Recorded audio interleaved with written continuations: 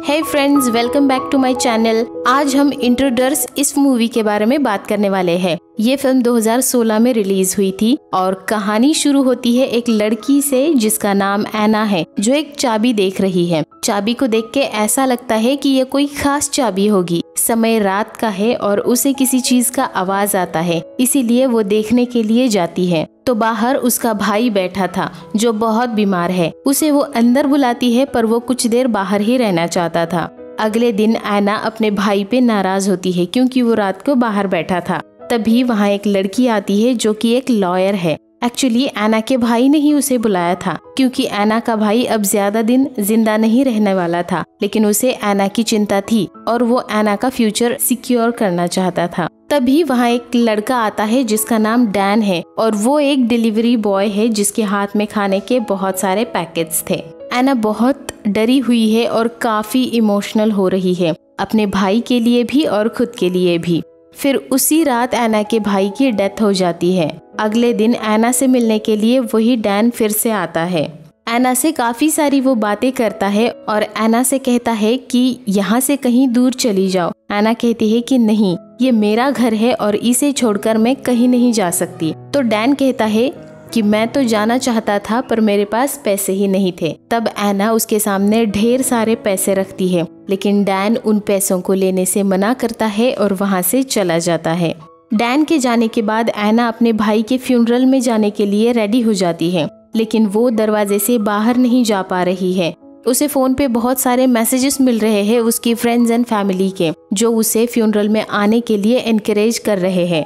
लेकिन एना door open करके उसके बाहर जाने की हिम्मत ही नहीं कर पाती। वो सिर्फ डोर की तरफ बहुत देर तक देखती रह जाती है। दरअसल हमें यहाँ पता चलता है कि एना को एगोराफोबिया नाम की एक बीमारी है, जिसमें बीमार व्यक्ति को भीड़ भाड़ से या भीड़ भाड़ वाली जगह से डर लगता है, पर एना को तो घर के बाहर निकलने से भी डर लगता है। एट लास्ट वो बाहर नहीं जाती है और चाय के लिए गैस पे पानी गर्म करने के लिए रखती है। तभी बाहर किसी के आने की आहट सुनाई देती है। वो देखती है तो 3 लड़के हैं बाहर। वो उन्हें देखकर टेबल के नीचे छुप जाती है। वो तीनों दरवाजे का कांच तोड़कर अंदर दाखिल होने में कामयाब हो जाते हैं। तभी एना चुपके से किचन के रास्ते जाती है तो पानी के केटल की सीटी बजती है। दरअसल उन तीनों को पता था कि एना उसके भाई के फ्यूनरल में गई होगी, इसलिए वो चोरी करने के इरादे से आए थे।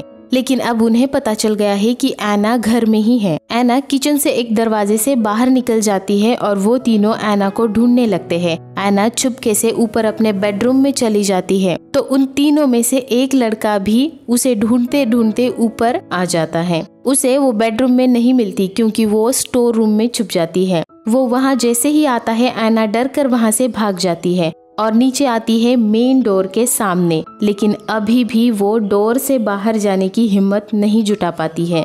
तो दूसरा लड़का डोर बंद कर देता है। फिर वो लोग एना से पूछताछ करते हैं कि तुम क्यों नहीं भागी और पुलिस को भी कॉल क्यों नहीं किया। तो एना कहती है कि मैं डर गई थी और फिर वो एना से पैसों के बारे में पूछने लगते हैं। ये तीनों भी डैन के फ्रेंड्स हैं और डैन ने इन्हें एना के पैसों के बारे में बताया था। एना उन्हें पैसों के बारे में कुछ भी नहीं बताती और उन तीनों में से एक लड़का एना के पास ही रुकता है और बाकी 2 जन घर में पैसे ढूंढने लगते हैं।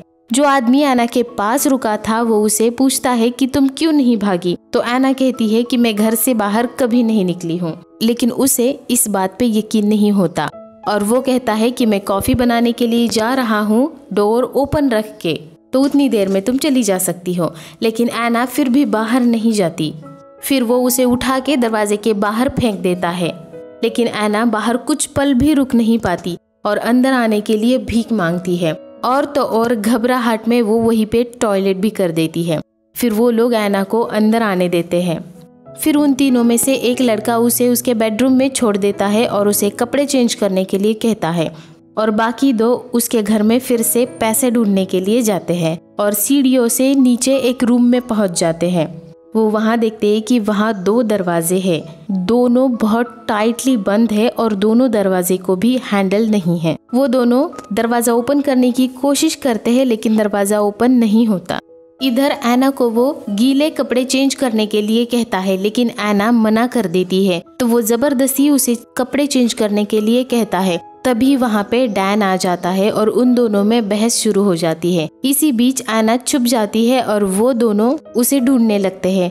एना बाहर नहीं आती, इसीलिए उसे डराने के लिए वो उसके छोटे से बर्ड को भी मार देता है, लेकिन फिर भी एना बाहर नहीं आती। फिर वो तीनों डैन को भी बांध के रखते हैं और एना को ढूंढने लग जाते हैं।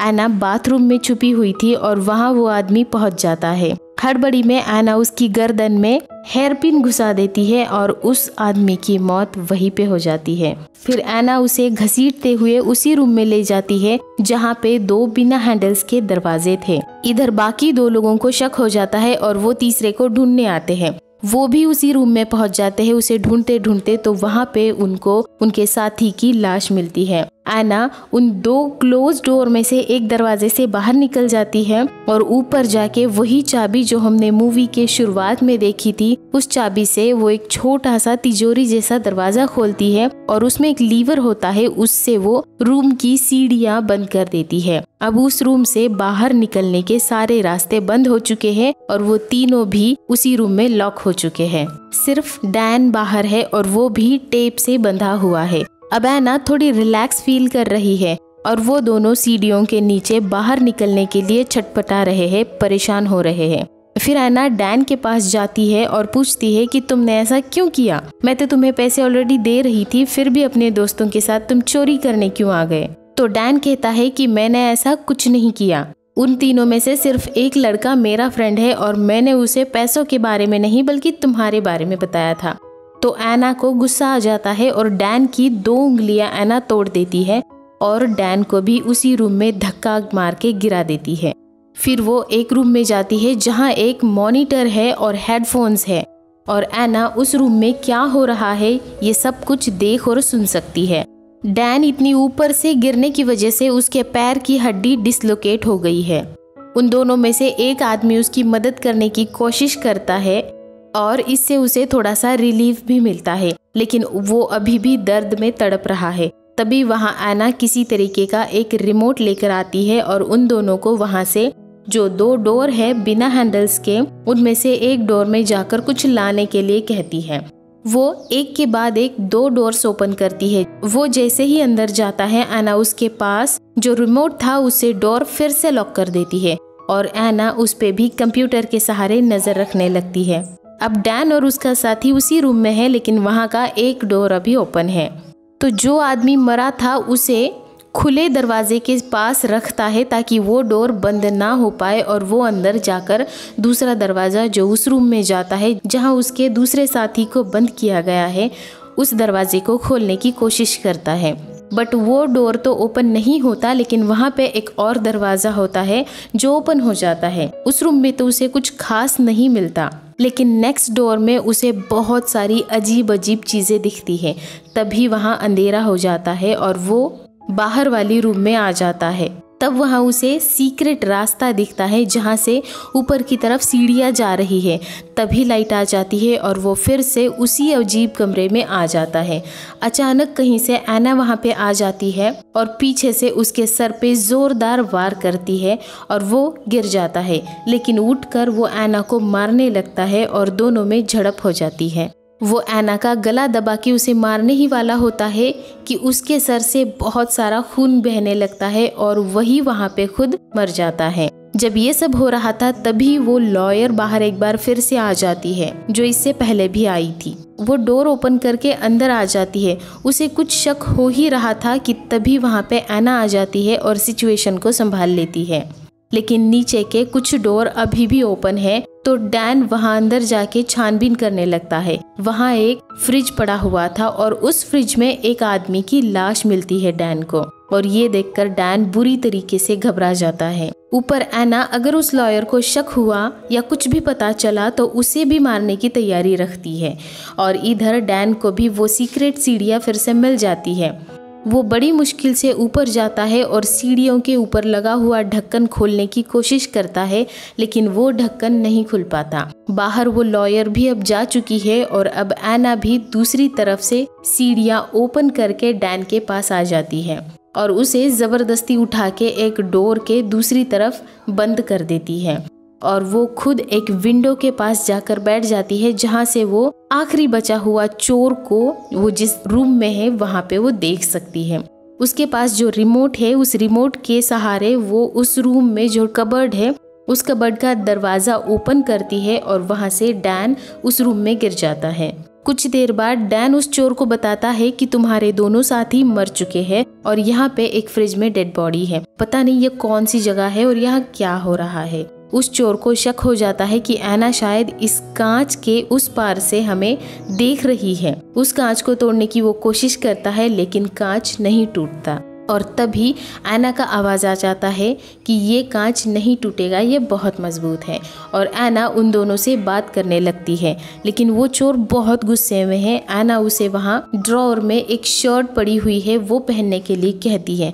पहले तो वो मना करता है लेकिन ऐना कहती है कि अगर तुम ये शर्ट नहीं पहनोगे तो कोई भी डोर कभी ओपन नहीं होगा और तुम यहाँ से बाहर नहीं जा पाओगे। तो बाद में वो उस शर्ट को पहन लेता है। फिर ऐना अंदर एक फाइल फेंकती है और बताती है कि ये घर उसके पापा ने बनाया था और इस फाइल में जितने भी लोग हैं इन लोगों को उन्होंने मारा था क्योंकि वो सब बीमार थे। तो वो चोर कहता है कि नहीं, बीमार तो तुम्हारे डैड होंगे जो इतने सारे लोगों को मार रहे थे और अब तुम बीमार हो जो लोगों को मार रही हो। फिर ऐना डैन को मिरर के पास बुलाती है और उसे एक डब्बा ओपन करके दिखाती है जिसमें एक गन और सिर्फ एक ही गोली है और इससे डैन को उस चोर को मारने के लिए कहती है। लेकिन डैन मना कर देता है और वो गन उस चोर के हाथ लग जाती है और वो डैन को मारने की धमकी देता है, अगर डोर ओपन नहीं किया तो डैन को मार देगा। तभी ऐना उस रूम का दरवाजा ओपन करती है और वो दोनों वहाँ से बाहर आ जाते हैं लेकिन वो चोर गन अपने पास ही रखता है।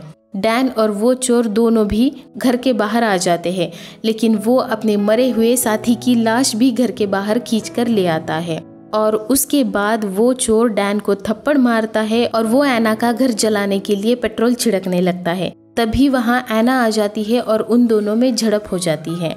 उससे बचकर ऐना ऊपर अपने कमरे में जाती है तो वो वहाँ पर भी जाकर उसका गला दबाकर ऐना को मारने की कोशिश करने लगता है। तभी वहाँ पे डैन आ जाता है पर वो डैन को भी मारता है। इसी बीच उसके कमर में लगी हुई बंदूक निकालकर ऐना उसी चोर को मार देती है।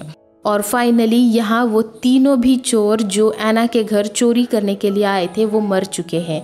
फिर डैन उस घर से निकल जाता है लेकिन अब ऐना की भी उस घर में रहने की इच्छा मर चुकी है और वो उसके डैड के मरने से लेकर अब तक इतने सालों में पहली बार उस चौखट से बाहर अपने कदम रखती है और उस घर को आग लगा देती है। इसी घटना के साथ ऐना की एगोराफोबिया नाम की बीमारी भी दूर हो जाती है और उस रात ऐना हमेशा हमेशा के लिए अपना घर छोड़कर चली जाती है।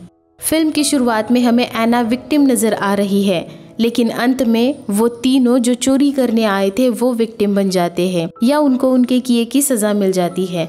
ये फिल्म देखने वाले के नजरिए पे डिपेंड करता है। अगर आपने ये फिल्म नहीं देखी तो जरूर देखनी चाहिए। क्राइम और थ्रिल से भरपूर ये फिल्म आपका पूरा मनोरंजन करेगी। आगे आप कौन सी फिल्म की स्टोरी जानना चाहते हैं मुझे कमेंट बॉक्स में बताइए। ऐसे ही और वीडियोस के लिए मेरे चैनल को सब्सक्राइब करिए और लाइक करिए। And finally thanks for watching. Bye bye.